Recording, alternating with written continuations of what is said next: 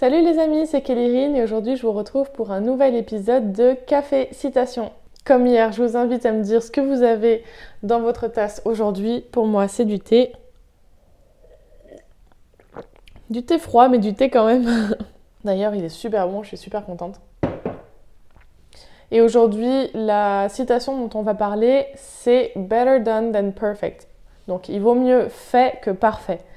Celle-là, j'avais prévu de vous en parler, et d'ailleurs, j'avais prévu de vous en parler juste après la citation dont je vous ai parlé hier.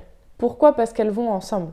Une fois qu'on a établi qui on est, ce à quoi on ne peut s'arrêter de penser, et donc ce qu'on veut et va faire, eh bien, on peut commencer à bosser. Et c'est là que la maxime « mieux vaut fait que parfait » rentre en jeu. Petit chat, si tu manges pendant la vidéo, ça va être un petit peu compliqué. A few moments later. Oui, donc je disais, c'est là que cette maxime prend tout son sens.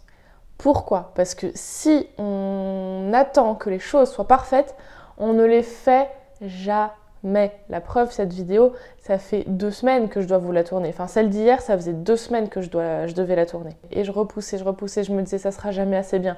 Pareil pour ce challenge, ça faisait 6 ans que je me disais, ça serait bien que tu essayes de faire un petit challenge, un jour une vidéo, et que je me disais que ça serait pas possible, que j'y arriverais jamais, que ça serait pas assez bien, que ça serait pas assez de bonne qualité, que les gens allaient s'ennuyer. 6 ans, vous vous rendez compte ?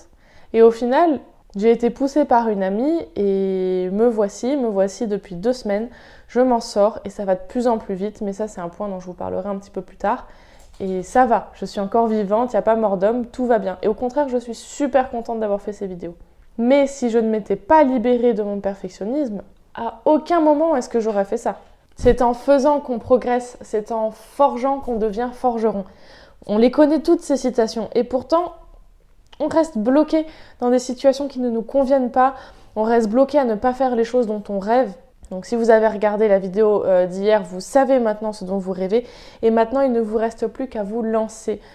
Et pour reprendre l'exemple de Michael Jordan d'hier, 9000 paniers ratés, 26 tirs cruciaux raté, plus de 300 matchs perdus, c'est énorme, il est loin d'être parfait, il a eu un très grand nombre d'échecs et pourtant comment est-ce qu'on le voit nous, avec notre regard ?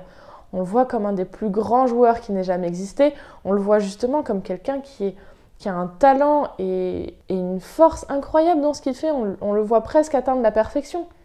Et pourtant, il s'est trompé beaucoup de fois. S'il avait attendu de trouver la certitude qu'il réussirait tous ses paniers avant de se lancer dans sa carrière, il n'aurait simplement jamais fait carrière, on ne le connaîtrait pas.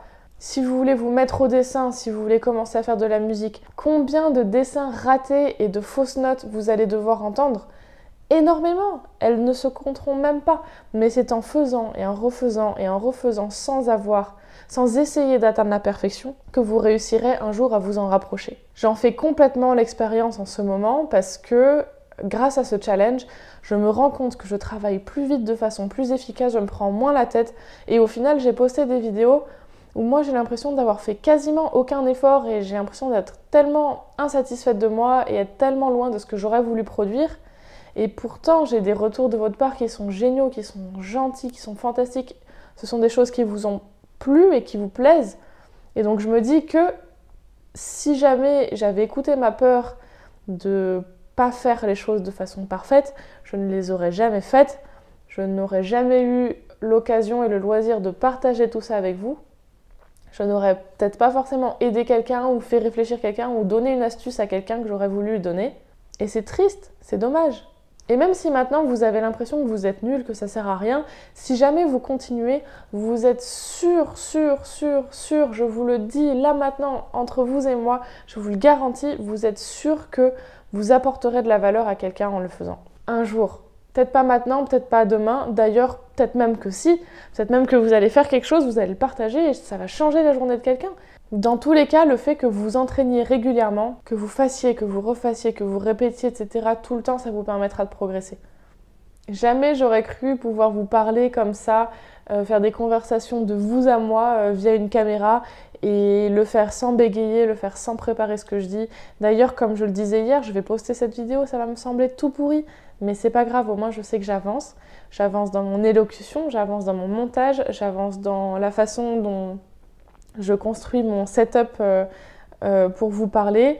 la façon dont je gère la lumière et les différences dans la luminosité, la façon dont je gère le son. Je m'améliore dans mon intonation, je m'améliore dans les miniatures que je crée, puisqu'à force de créer et d'être obligée de créer tous les jours, je suis amenée à tester plein de choses différentes et forcément progresser. Bref, le fait de pratiquer comme ça encore et toujours, ça n'a que des avantages. Et puis vous savez quoi ? Arnaquez votre cerveau. Si jamais ce que vous avez fait, ce que vous avez produit ne vous plaît pas, libre à vous, complètement libre à vous, de ne jamais le regarder. Vous faites un dessin qui ne vous a pas plu, vous mettez un post-it dessus sur votre carnet, vous le regardez plus, vous le voyez plus, il a disparu. Vous avez fait et posté une vidéo qui ne vous satisfait pas forcément, eh bien ne cliquez jamais sur le lien, c'est pas grave. Au moins vous aurez fait la démarche de produire ce résultat fini et de poser une brique supplémentaire sur votre talent, sur votre pratique et qui vous amène un peu plus loin soit vers le but que vous vous étiez donné, soit simplement vers une progression. Une progression qui ne s'arrêtera jamais du moment que vous, de toute manière, vous n'arrêtez jamais de vous entraîner. Et si vous êtes trop timide, vous n'êtes pas non plus obligé de le montrer. Un carnet à croquis, je prends cet exemple parce que c'est un exemple qui me touche moi, on n'est pas obligé de le montrer, on peut le garder pour soi complètement. Et comme je vous le disais, si même vous êtes trop difficile envers vous-même, vous pouvez toujours mettre un post-it dessus et vous verrez plus jamais ce dessin que vous avez foiré. Et ça me fait penser à une autre chose que je voulais vous dire, mais on est nos plus grands critiques. Moi, je sais que je suis un désastre pour moi-même, j'arrête pas de me critiquer, j'arrête pas de me dire que c'est pas assez bien, que je progresse pas assez vite, ou au contraire, j'arrête pas de me dire eh bien voilà, demain vraiment je m'y lance et demain je commencerai à m'entraîner de ouf 10 heures par jour et puis je m'arrêterai plus jamais. Et au final, cette pression énorme que je me mets, elle m'immobilise et je procrastine énormément. Je suis quelqu'un qui a beaucoup procrastiné. Et le fait de se lancer dans un challenge comme celui que j'ai entrepris il y a 2 semaines, ça change tout. Ça change tout parce qu'on est obligé de produire. Je suis obligée tous les jours d'avoir une vidéo qui sort. Je n'ai pas le temps d'hésiter, je n'ai pas le temps de me poser trop de questions, je n'ai pas le temps de faire les choses exactement comme je voudrais qu'elles soient. Donc je suis obligée de revoir mes exigences à la baisse, d'accepter que ce n'est pas forcément parfait et quand même de créer tous les jours. Et au final, je le sens, en 15 jours, je sens le progrès. C'est un truc de dingue comme je sens le progrès. Progrès que je n'aurais absolument jamais fait en m'y prenant comme je m'y suis toujours prise, c'est-à-dire en faisant une vidéo quand je pense avoir le temps, quand je pense avoir l'énergie, quand je pense avoir l'idée, quand je sais comment la réaliser, etc. Certes, j'ai fait des vidéos dans le passé dont je suis fière et qui me plaisent énormément, mais là, au final, dans ce challenge, j'en ai une petite poignée de vidéos comme ça qui me touchent et que je suis contente d'avoir faites. Et à côté de ça, ce qui est bien, c'est qu'à côté de ces petites pépites qui sont ressorties, j'en ai fait plein d'autres, avec une valeur peut-être différente. Et encore, qui sait, pour certains, peut-être que c'est celles-ci qui auront le plus de valeur. D'ailleurs, ma vidéo la plus vue, c'est une vidéo que j'ai faite un jour où j'avais la flemme et j'arrivais à rien et je savais pas quoi filmer. Je me suis dit, bon, j'ai un sujet qui me trotte en tête depuis 2 semaines, ça arrête pas de tourner dans mon cerveau, j'arrive pas à m'en libérer, donc je vais juste faire une vidéo et on va voir ce que ça donne.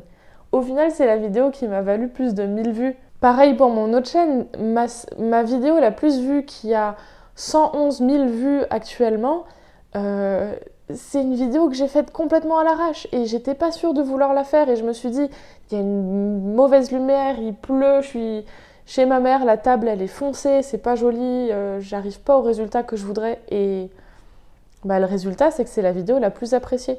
Donc non seulement le fait de produire régulièrement ne vous enlèvera pas la possibilité une fois de temps en temps qu'il y ait une pépite qui sorte, en plus de toutes les autres vidéos que vous aurez faites entre-temps, mais en plus de ça, vous ne savez même pas ce qui sera le mieux reçu, ni par vous, ni par votre entourage, ni par les inconnus, et si ça se trouve, c'est la chose dans laquelle vous aurez le moins investi de temps, d'énergie, d'amour, d'argent, qui aura le plus de résultats. Et c'est pas grave, ce qu'il faut se dire, c'est que c'est ça la beauté de la vie. C'est le fait de ne pas savoir, c'est une roulotte, c'est le loto, c'est le jeu de la chance, et si on le prend comme ça, c'est fantastique. À nous de jouer tout le temps, et travailler comme justement on aurait envie de jouer, c'est-à-dire avec légèreté, sans avoir peur du résultat, et attendre de voir à quel hameçon la réussite va mordre. J'irai même plus loin, les dessins que vous trouvez les plus vilains, les morceaux sur lesquels vous avez le plus de mal à travailler, le livre que vous avez plus de mal à écrire et la vidéo que vous avez le plus de mal à tourner, c'est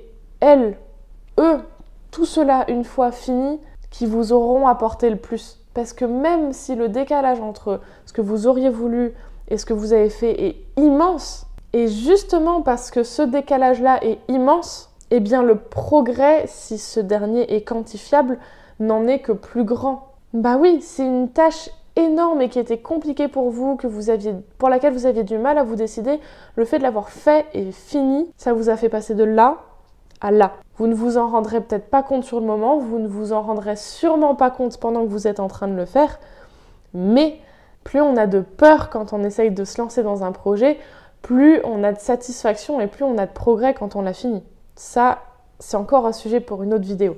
Et enfin, le dernier argument que j'ai à vous donner, qui m'a personnellement énormément aidé, c'est le fait de me dire qu'on peut toujours refaire plus tard. Ça me fait penser à un challenge qui tourne beaucoup dans tout ce qui est blogosphère, communauté, dessin sur internet, et c'est le fait de refaire maintenant un dessin qu'on a fait il y a des mois ou des années. Et ce concept, une fois qu'on l'embrasse, enfin ça c'est un anglicisme que je viens de faire, mais ce concept, une fois qu'on l'accepte et qu'on le chérit, il est génial parce que techniquement, cette vidéo que je n'aurais pas faite pendant 2 ans parce que j'aurais eu peur de la rater, je peux la faire maintenant et la refaire 2 ans plus tard. Et avec tous les progrès, vu que j'aurais continué à faire toutes les choses qui me faisaient peur pendant ces 2 ans, avec tous les progrès que j'aurais fait, elle n'en sera que 10 fois, 100 fois, 1000 fois meilleure. Et c'est ça qu'il faut que vous vous disiez.